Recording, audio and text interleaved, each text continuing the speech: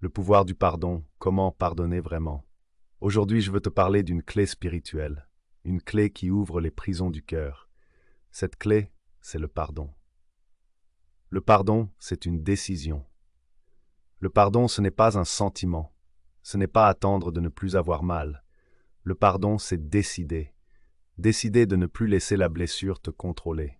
Jésus a dit dans Matthieu 6,14 « Si vous pardonnez aux hommes leurs offenses, votre Père céleste vous pardonnera aussi. » Alors oui, pardonner, c'est un acte de foi. C'est dire « Seigneur, je choisis d'obéir, même si j'ai encore mal. » Étape 1. Avoir le courage d'affronter la blessure. Pardonner, ce n'est pas fuir, c'est affronter. C'est regarder la douleur en face et dire « Je ne veux plus être prisonnier de ce que tu m'as fait. » Et parfois, oui, il faut avoir le courage de contacter la personne, de lui dire « Je te pardonne, pas parce que tu avais raison, mais parce que je veux être libre. » Quand tu fais cela, le ciel s'ouvre. Dieu guérit ton cœur, pas à pas.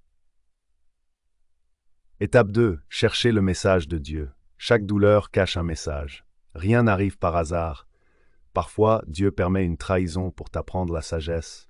Parfois, il permet une séparation pour t'amener à une nouvelle saison. Alors demande-lui, « Seigneur, qu'est-ce que tu veux m'apprendre à travers cette blessure ?» Et là, la lumière entre.